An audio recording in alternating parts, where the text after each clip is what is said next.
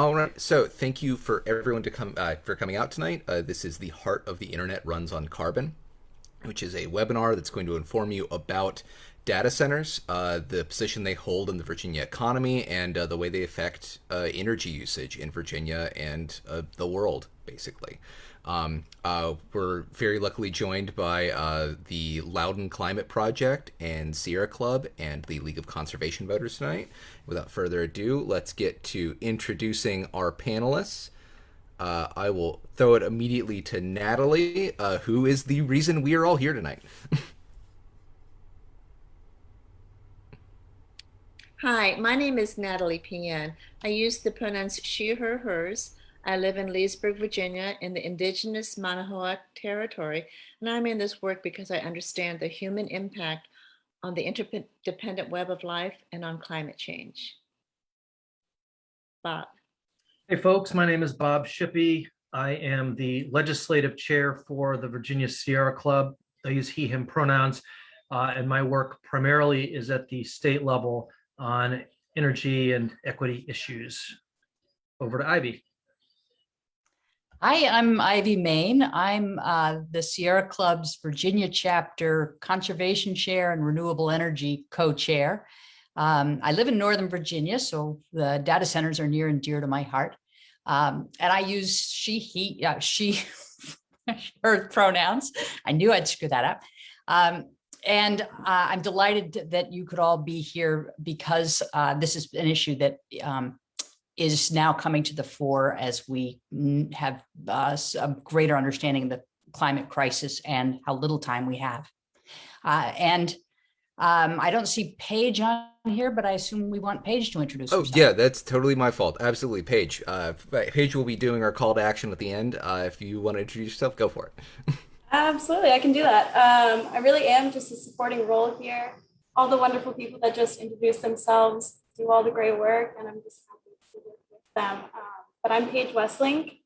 Pronouns are she or her, hers. I work for the Virginia chapter of the Sierra Club, and I am their digital outreach coordinator as well as the Ready for 100 organizer. So, yeah, like I said, I'm really just a supporting role and happy to be here. Thanks everyone for coming. And I am Colin. I'm an organizer with the League of Conservation Voters Climate Action Team here in Hampton Roads. I use they them pronouns, and I've always I'm of an age where I am a child of the internet. Tech issues have always been really forefront in my life, as well as climate change and environmental issues. So I always jump into the chance to help bring those two things together to work more equitably and more sustainably. So we are going to start things off real quick with an explanation about what is a data center.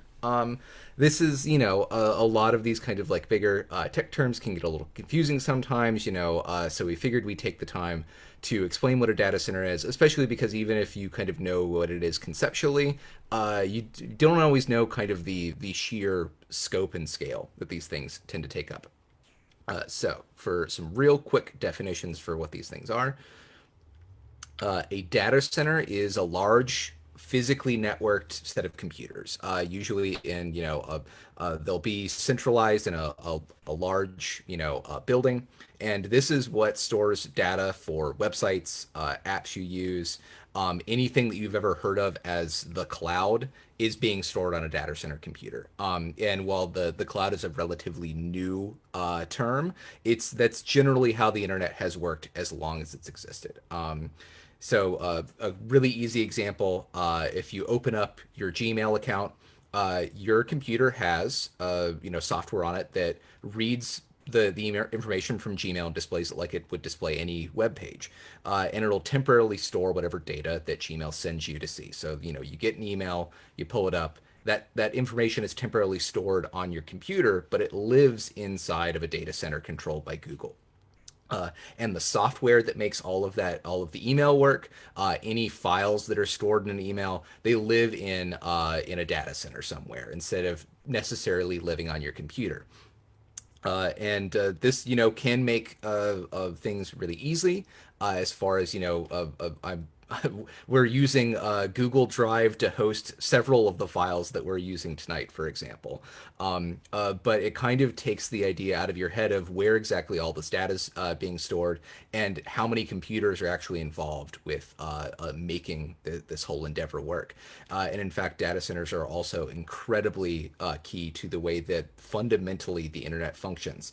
I don't want to get too much into it because I'm not an expert on it, but for example, when you go and you look up any website, well, your request is going to go from your computer to a data center that's run by your internet service provider. Then that's going to go to a different data center that helps locate all the where the proper channel to then send your request is, which is going to go to the internet service provider for the server where that data is stored, and then that'll finally get there. It'll request whatever website that you wanted to look up, and then bounce all the way through all those other servers right back to you and onto your computer.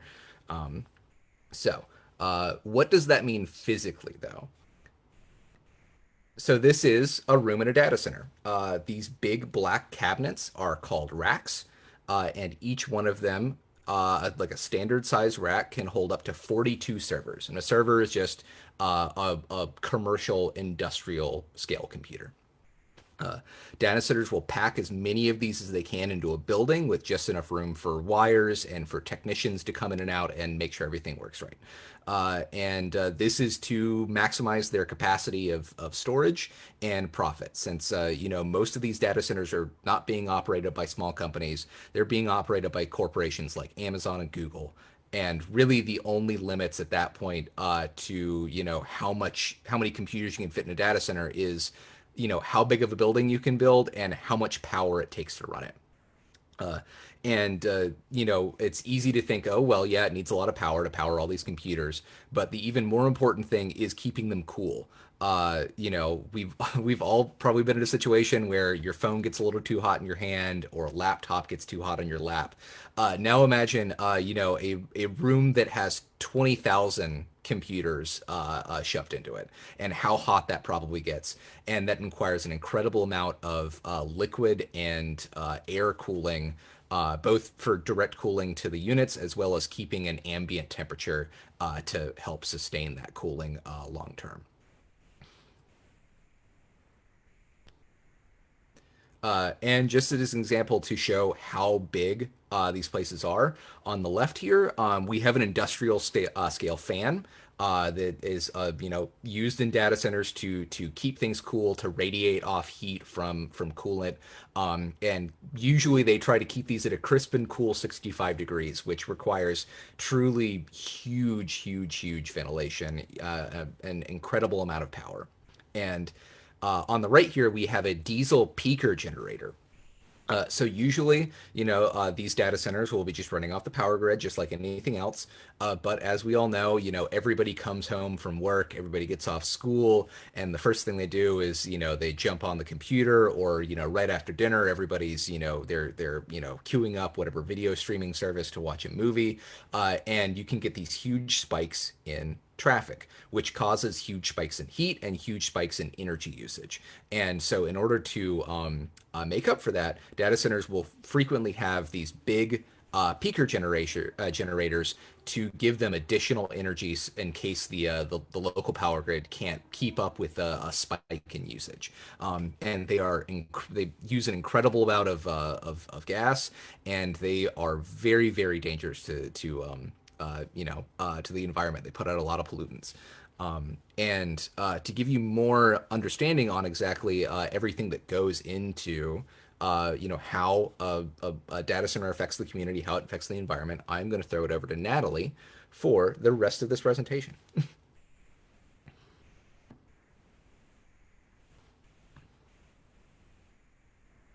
Thank you, Colin. That was a great explanation for what a data center is.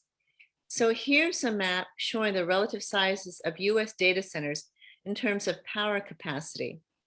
It is clear that Northern Virginia has the lion's share. Since I live in Northern Virginia, data centers are a major concern for me. Next. Now, let's focus on Loudoun County's data center alley. Did you know that every day, 70% of global internet traffic passes through Data Center Alley in Ashburn? To handle this traffic, there are more than 70 data centers located in Loudon, which has the greatest concentration of data centers in the world. Next. Technology companies with a presence in Loudon are familiar corporations. As Colin mentioned, Apple, Amazon, Web Services, Facebook, Google, Microsoft, and Salesforce. While these corporations have committed to using 100% renewable energy for their operations, most, with the exception of Apple and just now Google, are failing. This is because they are in Dominion Power Service territory. As you can see from this circle chart, Dominion generates less than 4% of its electricity from renewable sources of energy. Powering Northern Virginia data centers generates greenhouse gas emissions. In the regular 2020 session of the Virginia General Assembly, the Virginia Clean Economy Act was adopted, requiring 100% carbon-free electricity by 2050. The previous September in 2019, Governor Northam issued Executive Order 43, mandating 100% carbon-free generation of electricity from sources such as wind, solar, and nuclear.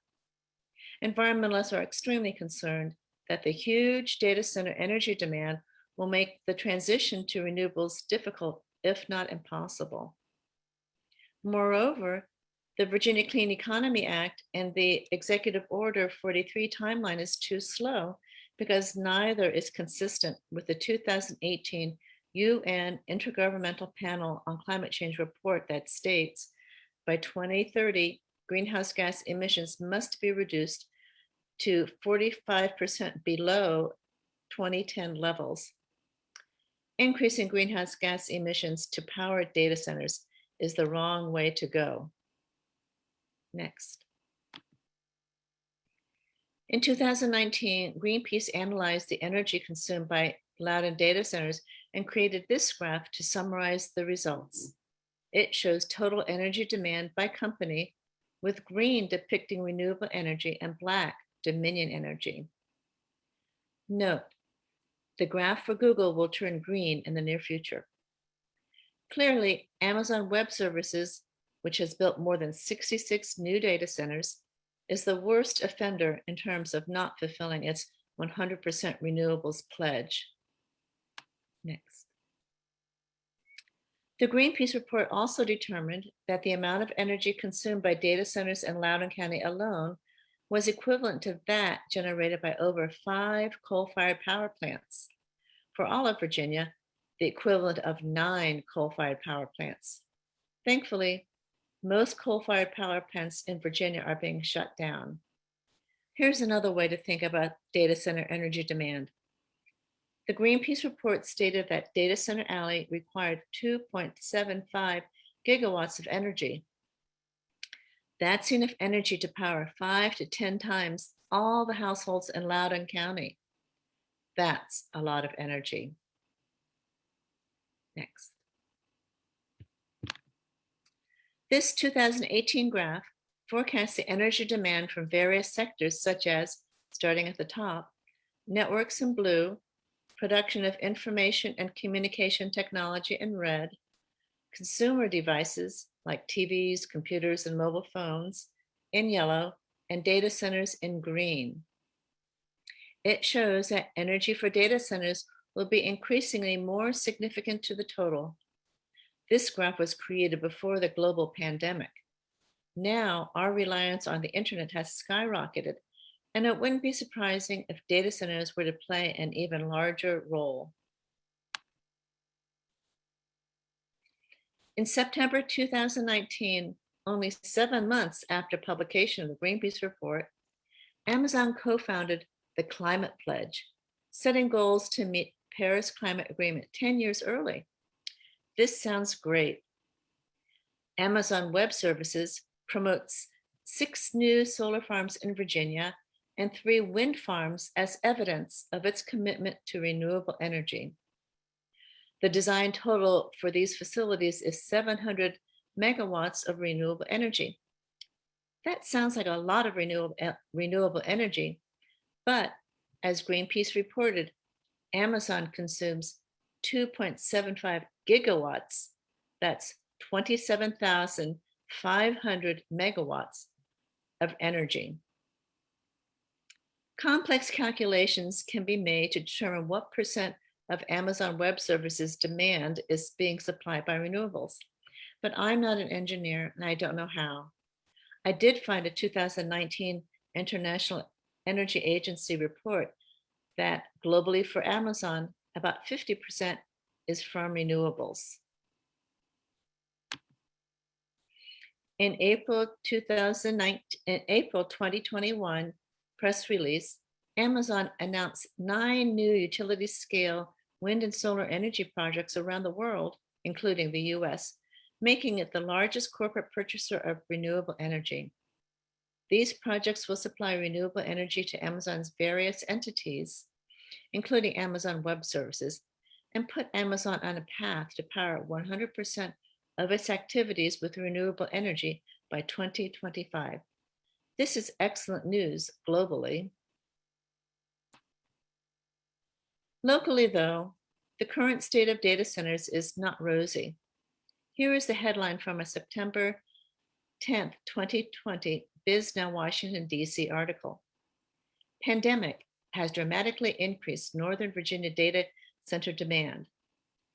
The graph, developed by the research branch of a commercial real estate and investment firm, shows that Northern Virginia data centers far outpace data center absorption than anywhere else in the US. And since Dominion Power provides electricity, only a tiny percentage is generated by renewables. Powering Northern Virginia data centers pollutes our air with greenhouse gases. Energy is not the only data center impact. There are environmental and human health concerns too. First, as you learned from Colin, data centers use water to keep equipment cool, and they use tremendous amounts. According to the New York Times, mid-sized data centers use as much water annually as 3 hospitals, 100 acres of almond trees, and 2 18-hole golf courses. And this fresh water comes from Virginia's streams and rivers.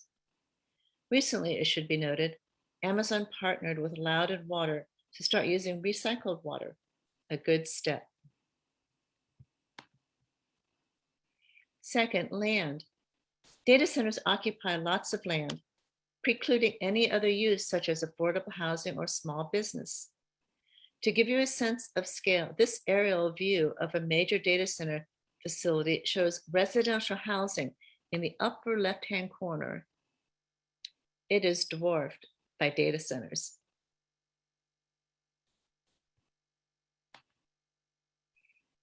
What about those diesel backup generators? Well, they need to be turned on for short weekly and for longer monthly test runs.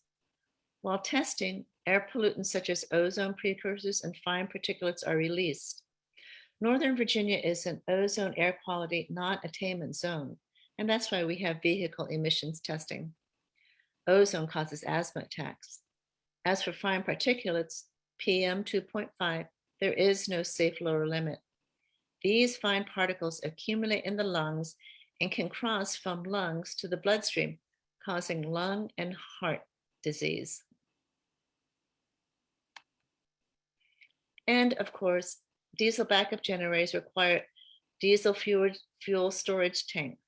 Storage tanks require filling up, introducing the risk for spills. Diesel fuel spills infiltrate downwards, polluting soil and groundwater. Stormwater runoff carries spills off the surface to nearby streams, polluting them. There's so many things to consider when it comes to data centers. Now, Ivy Main and Bob Shippey will shed light on more aspects of data centers, renewable energy policy, and Virginia General Assembly legislation. Ivy.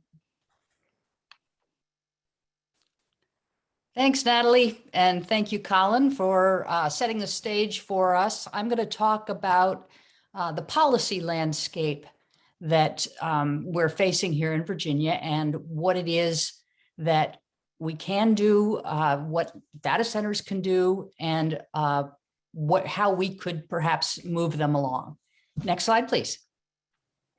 So the good news, as you probably all know, in 2020, the Virginia Clean Economy Act passed, set up a process for Virginia to transition to renewable energy, carbon-free energy. And it has specific requirements for Dominion Energy and for Appalachian Power to build renewable energy and to increase the percentage of electricity from renewable energy. They have a target of zero carbon electricity in 2045, and that includes nuclear in that case. The electric cooperatives, including the Northern Virginia Electric Cooperative, don't have those same requirements. They do have to zero out emissions from their own power plants by 2050, but Northern Virginia Electric Cooperative, which has a lot of data centers in its territory, doesn't have its own generation. It buys from the wholesale market, and the wholesale market isn't covered by the Clean Economy Act. So those data centers are not going to be getting cleaner over time just by that requirement. But we also, we do have this transition. We have great new opportunities for distributed customer-sited solar projects under the Solar Freedom Bill that passed. We've got a shared solar bill that will start a community solar program starting in 2023, if all goes well, in the regulatory process. Next slide, please. The bad news is, of course, that the science says we have to move a lot faster than 2045 or 2050. And the customers who want renewable energy on a faster timeline don't have a lot of options in Virginia. Only the very large customers have a legal right to leave their utility to buy from third-party suppliers. And the conditions for that are pretty punitive. Dominion will sell renewable energy to corporate customers who will work out a deal with them, but the terms aren't always favorable, and the data centers operators will tell us that they can be hard to work with. And of course, ordinary residents, we have no attractive options right now. The shared solar program is still a question mark. You can't go to your utility and say, I want renewable energy, with a couple of very, very small exceptions with a few cooperatives. Next slide, please. This year, we made some additional progress on climate, mostly in the transportation sector. We had good results with the Clean Car Standard, electric vehicle rebates, transportation electrification and equity studies, school bus electrification fund. No money there, but that may be coming. We made some progress on building efficiency, including stronger standards for public procurement, public buildings, and an improvement to the residential building code that will nudge us up a bit. Our current building code is way behind the national standard. We got a local option for green banks. The coal tax credits, if you can believe it, until this year, we were paying coal companies to blow up mountains in Southwest Virginia. So we're finally stopping that. We also have a renewable energy grant fund that will encourage solar energy on brownfields and old coal mines. Again, no funding for it, but having these programs in place sets the stage for funding this next year. Next slide, please. But again, renewable energy customers are still left out in the cold. We have, for at least 2 years, possibly 3, supported legislation in the General Assembly that would have allowed customers to buy renewable energy from sellers other than their utility. And that would have helped both ordinary customers like you and me, but also big tech big tech customers who wanted to go and buy renewable energy from another supplier could have done it. Unfortunately, even though it passed the House on a bipartisan vote, it failed in Senate and Commerce and Labor, which is very Dominion friendly. Next slide, please. So that doesn't leave data centers with no options. There are things they can do, and as I say, it's really important that they do it because they are currently 12% of Dominion's load, probably more than that of Novex. It has been growing by 20% annually. So even though our energy is supposed to be getting gradually cleaner, the growth in demand means that we may actually be using more fossil fuels rather than ratcheting back very quickly as we need to do. But data centers do have some things they can be doing. They can, in fact, leave Dominion, but they have to give 5 years notice to come back. So not many customers are going to do that. You have to be pretty big to be able to take that kind of risk. They can work with Dominion. There's a renewable energy tariff for large customers. It does come with a hefty price tag. There's something called a virtual power purchase agreement, which allows a customer to basically go build a renewable energy facility someplace, sell the electricity into the wholesale market, and then use the proceeds to pay for their electric bill here in Virginia. As long as that facility is in the grid that serves Virginia, that would count as far as we're concerned. And then nothing prevents them from putting solar and batteries on site if they wanted to do so. Since a lot of these data center operators say they have renewable energy goals, we would like to encourage them to do one of these things. As Natalie said, a lot of them have the goals, a lot don't. And then there are some like Amazon where they may be buying wind farms, but they're not here. Next slide, please. So there was one, yeah. So there's one thing we could do. We give vast amounts of subsidies to data centers, 417 million, and that was before the industry really took off. We're getting back only 72 cents on the dollar. We've actually made it easier for data centers to build in Virginia. We could be conditioning those tax subsidies on using renewable energy. So that is something we think we could be trying to do. And I will turn it over to Bob. I know I ran a little over. Thank you.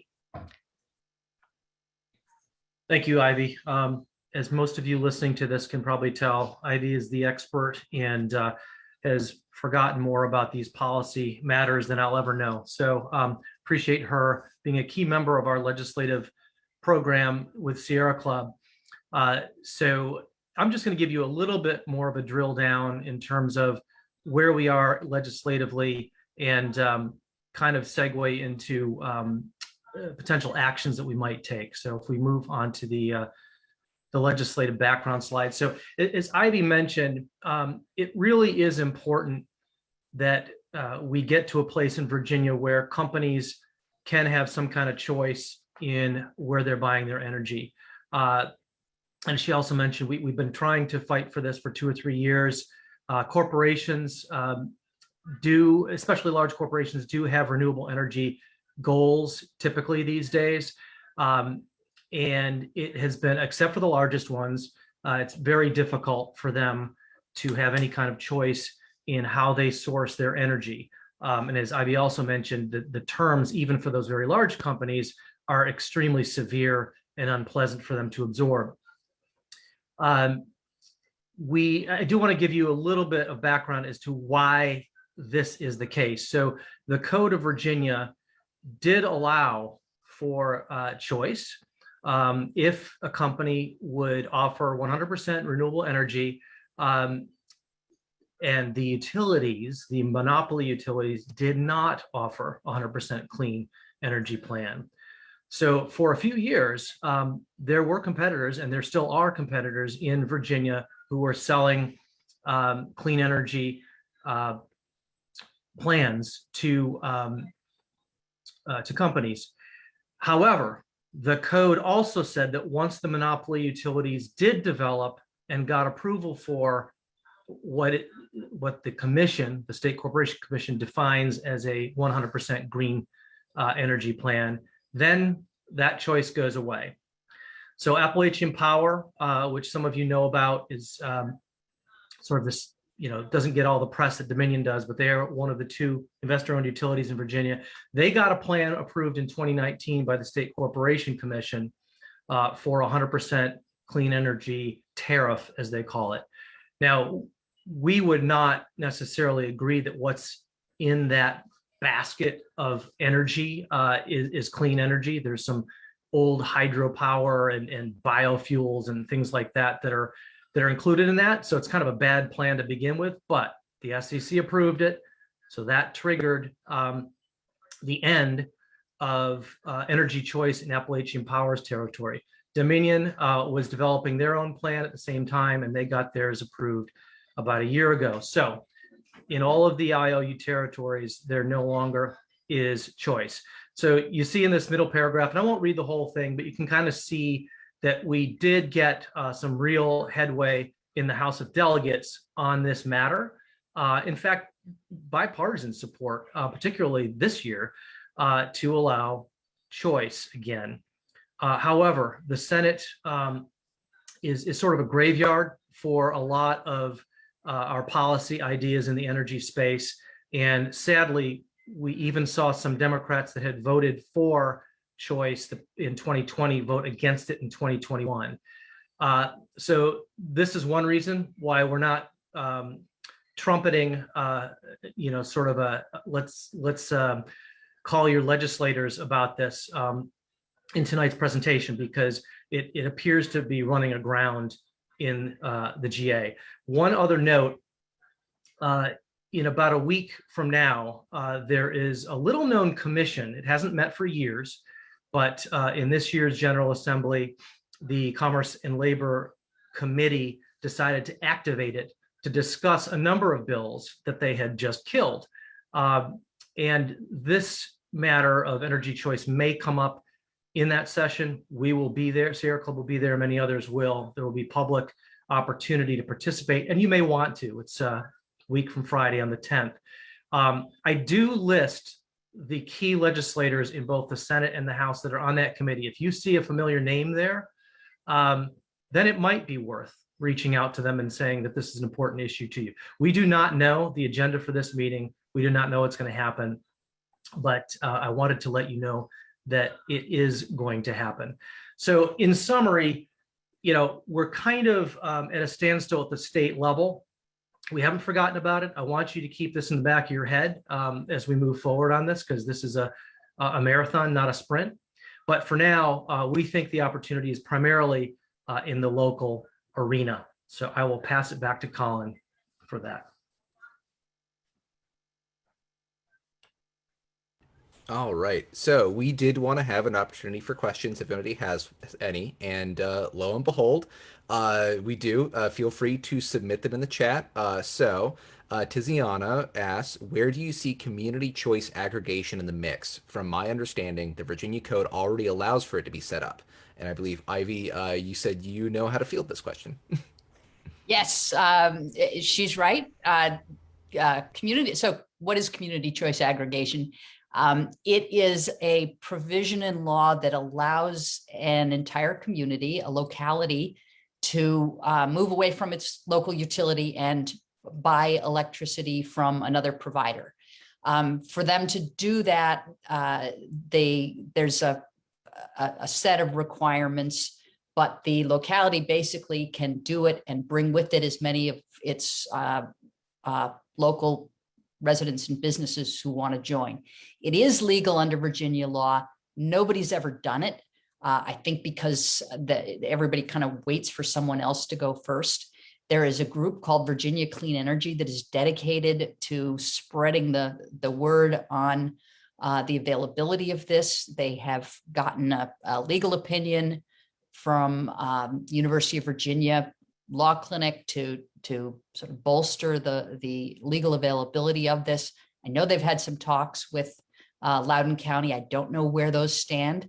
That would be a really interesting opportunity if that goes forward. But as I say, nobody's done it yet, and there is a lot of concern. And I just bet that if anybody does try to do it, Dominion's gonna try to shut that down.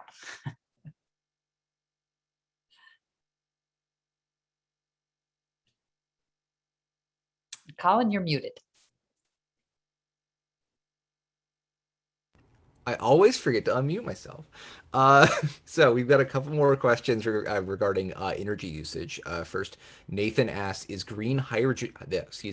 Is green hydrogen a viable alternative to diesel generators?" Which is a materials engineering question. I don't know how to answer. Does anybody on the panel know? Well, I'm not an engineer either. My guess is that eventually it would be a viable alternative, not with these generators. Maybe you'd have to get some different ones, but everybody's talking about green hydrogen is still probably 10 years out from real large scale marketability. So I wouldn't hold my breath. I think it is going there. I will say Google is looking for ways to deal with diesel generators. They see that as a problem as well. So I'm hoping that there will be some solutions put forward. And to again drill in on the diesel peaker generators, Lynn asks, please elaborate on the use of peaker units. How often are they used? Do we know? How do we find out? I've had experience only once. They are significantly polluting enough that they are considered a major air source, requiring a state permit as a major polluting source. That particular data center that we engaged with, trying to suggest that they should do alternatives, they would have been turning them on for testing, as Natalie says, briefly once a week, and then on a larger scale, monthly. They had no plans to use them regularly. It was in case of power outages. But even those testings, you get enough data centers testing diesel generators all at once, and you've got a fairly significant air impact. All right. And Natalie, no more. Yeah. Just parenthetically, and I can't remember who said this, but somebody in the DEQ air unit said that because of the data center concentration and the diesel backup generator testing, that there needs to be another DEQ air monitoring station in Loudoun County. But don't quote me. I can't remember who said it. It's not verifiable, but it's not surprising when you consider how many data centers there are, and that there do have to be backup diesel generators to ensure 100% power 24/7. And we are lucky one of our attendees, Flint, has some knowledge about green hydrogen. So I am going to let Flint come on the mic for a second. Hi. Yeah, on the green hydrogen, one of the problems is how do you get the hydrogen to the site? You can't put it in the regular natural gas pipelines. So that's a problem. And one of the other issues is the transmission of you could do sort of the same thing with a natural gas, or even green natural gas or bio natural gas. You can run different kinds of, the generator cycles a little bit differently, but yeah, you could run those off of that too. Another thing that we haven't really talked about so much now is there's an awful lot you can do at these the data centers in terms of reducing the amount of energy they need. and then taking full use of that excess heat that are generated by all that data storage facilities. And there's ways of using that for heat pumps and using that energy in other ways. So those are just a couple thoughts. Thank you very much, Flynn. And let's see. We have another question. We've got a question from, oh, there are so many coming in. Let's see if I can parse them right. So Kelsey asks, what are some actions the average citizen can take to help alleviate these issues? We will cover that in just a minute at the end of the presentation. Marilyn asks, can Loudon and Prince William join together to pressure the data centers to do more? Again, we will cover that in just a second. I'm glad everybody's got their head in the right place. So I think unless anybody has... and Natalie, I believe you said that Mike Turner had a comment. Um, uh, Mike, would you like to come on and elaborate on the motion that you did to hire a consultant who's preparing to report and implement CCA in Loudoun County? And I can give you the mic if I can find you in the immense amount of people that we had show up tonight. Thank you, everybody who's here. Can you hear me? Yes, sir. Oh, very good. Yeah, we introduced a bevy of motions some time ago, environmental motions. One created the Environmental Commission. The one I introduced several. One of the ones I introduced, I had been speaking with Virginia Clean Energy, and they competed in an RFP to be hired as a consultant to look at the Virginia law, and which we agree is probably allows community choice aggregation, and to see how to set that up for Loudoun County. They actually chose someone other than Virginia Clean Energy, which surprised me, and I was irritated actually. And I went and looked. They actually set up all the CCAs in California, so they have extensive experience setting up community choice aggregation models. They're in the process right now of completing their study, and then they will report back to the board.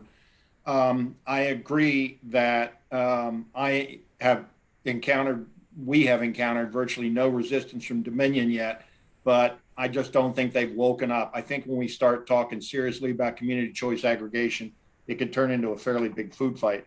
But the answer is the data centers aren't going away. They are consuming massive amounts of energy. They really have not a lot of control over where they get that energy, and they are begging for a sustainable energy source. If we create a sustainable energy source, I think they will beat a path to our door. The successful community choice aggregations that they've seen, I believe, in California on the West Coast, generally result, and the way they work is you hire a community service provider, a third-party provider who apparently aggregates sources of sustainable energy. They bring them to the county, and you specify in your contract how much sustainable energy you want to be able to provide. So let's say we want 30% or 40% of our energy in Loudoun County to be sustainable. They will go out and find that energy and bring it into the county. And I'm a layman here, so I may be talking way out of turn and be messing this up. But the communities, I think it's a lot like a solar PPA, except it's on a region-wide, a county-wide jurisdiction basis. And then the data that I read from Virginia Clean Energy is that consumers then get two electric bills, one from the clean energy source and one from Dominion. And the net is a reduction of around 7% in the energy costs for individual consumers, and 30% of their energy, or however much percentage you ask for, is then provided from clean energy. The wild card in this are renewable energy credits. I think I understand them. It's a lot like a cap and trade, but I also think that the system can be abused. So I've kind of got my warning antenna up about claiming you're providing sustainable energy when you're just really capping and trading non-sustainable energy. But again, now I'm really into shaky ground. But that report should be back to us within the next month or two, and then I will probably introduce measures to start moving forward with that process for Loudoun County. That's when I expect the real resistance from Dominion. I've been working with Delegate David Reed, who set up the RPACE working group that I sit on down in Richmond. He was did yeoman's work in getting that passed in the budget and getting it set up. So I will assume that I will work with David to introduce legislation to let Loudon be the first CCA community in Virginia. Still pretty theoretical and still pretty pie in the sky, but it's a concrete step towards CCA here in Loudon. Thank you. Thank you so much, Mike. That was super informative, and I hope y'all can make Loudoun County the first CCA in Virginia, and then we can start setting them up all over the state. I think that's pretty much all the time that we have for questions. So let's go ahead and move on to our call to action. What can we do about this? It sounds like everybody's excited to, get on the ground and change this problem. So I will throw it over to Paige, who can tell us about what we can do to make an impact. Thank you, Colin, and thank you to all the wonderful speakers that I get to work with. Thanks to everyone for being here. The call to action, as everybody knows, is such a crucial part of this work because that is where we get to call on decision makers and kind of hold them accountable to make decisions that affect our community in a positive way. So not only that, but also educate them so that when it comes time to make decisions on things like data centers, they have the information that they need that they may have not been aware of before. So the Sierra Club is a really great tool where I will post an action form in the chat. And we are specifically going to target those counties who have this decision-making power. So Loudoun County, Prince William County, and Fauquier County in Virginia.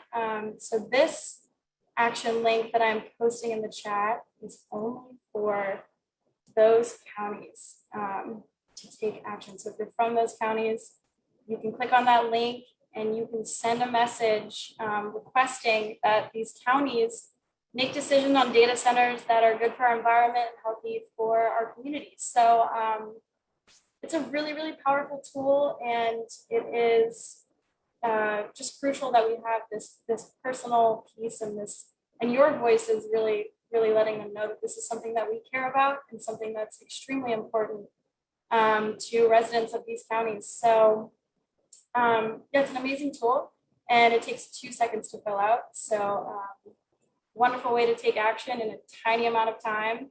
And then the other thing that we have is this interest form for those of you who aren't within these counties. And the interest form is great to just keep in the know with all of the wonderful work that the volunteers you just heard from are doing, because they do wonderful things all the time. And then you can also get involved and help out and in any way that you would like, whether that's just receiving materials and spreading it around, or just staying up to date with what we are doing and joining meetings. It's really up to you. So I will post that link as well. This is just to get into our database so that we know you're interested in supporting our efforts on data centers. So it's 2 seconds, again, super easy to fill out. And then we do the work from there. So also super great tool.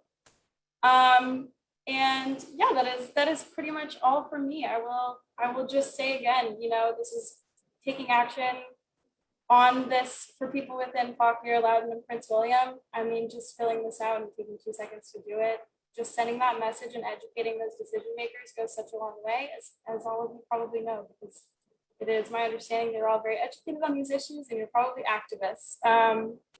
But yeah, it's incredible. So thank you all for being here. Thank you again, Colin, and I will pass it back to you. Yeah. So both those links, if you can't get them out of the chat, I will be sending a follow-up email tomorrow with those links, as well as a copy of the recording of this event. So if there's anybody you want to share it with, feel free. And also that'll go out to anybody who couldn't attend tonight but still RSVP'd as well. So we're getting it out to as many people as possible. And thank you for setting all this up, Paige. This is a super useful tool that really makes all of these things a lot easier to use. Also, thank you to Bob and Ivy. You guys are so knowledgeable about all this stuff. And just one last time, thank you, Natalie, so much for bringing us all together. Really, Natalie is the reason that we're here tonight. She's the one that, beat down everybody's doors to get us to do this event. And, we wouldn't be doing this without her.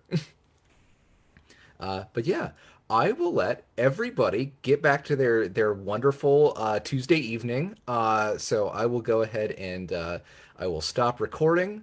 And yep, and let everybody get back to their night. Thank you everyone for coming out, and enjoy the rest of your week. Thanks, Colin. Good